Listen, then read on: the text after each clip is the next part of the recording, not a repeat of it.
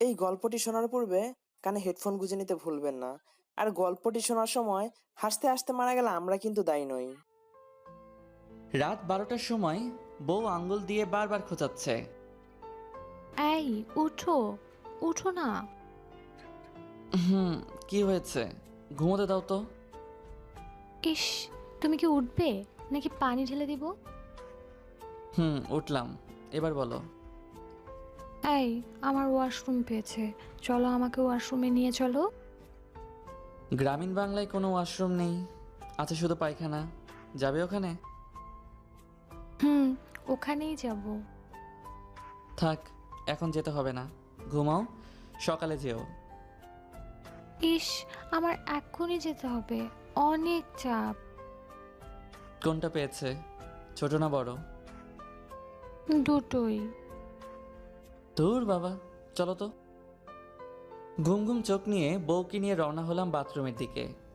আমাদের গ্রামের বাড়িতে এখনও ইলেকট্রিসিটি আসেনি।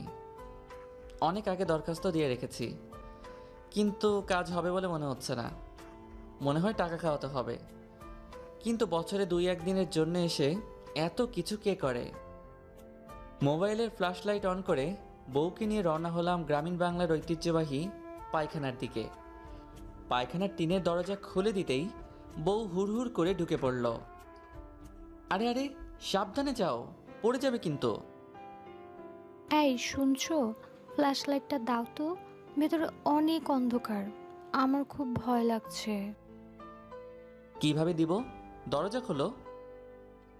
দাঁড়াও একটু, আমি দরজা খুলছি, তার আগে তুমি ফ্ল্যাশ অফ করো। বউ দরজার সামান্য ফাঁক করলো, আমি ওই ফাঁক দিয়ে ঢুকিয়ে দিলাম মোবাইল। বউকে বললাম, ঠিক আছে, তুমি তাহলে করো, আমি গিয়ে ঘুমালাম। ঠিক আছে, যাও। ঘরের দিকে 2 পা বাড়াতেই আদর করতে পারি, কিন্তু এখন আদর করলে রাতে আবার আদর করতে দিবে তো? তুমি জানো, আমি তোমাকে রাতে আদর না করলে আমার ঘুম আসে না। তোমার বুকে মাথা দিয়ে তোমাকে জড়িয়ে ধরে না ঘুমালে আমার ঘুম হয় না। তোমার বুকে আমাকে ঘুম পাড়িয়ে দিবে তো?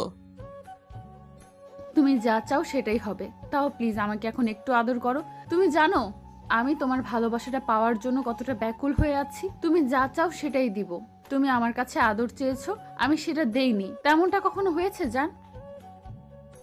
না, হয়নি, কিন্তু প্রথমে তো তুমি বারণ করো আর আমার কাছে আসতেই দাও না। বারণ করলেও পরবর্তীতে ঠিকই তুমি আমাকে আদর করো। ওইটা তো আমি মন থেকেই চাই বলে এরকম করি। জানো তুমি আমার সাথে আরেকটু দুষ্টুমি বেশি করো।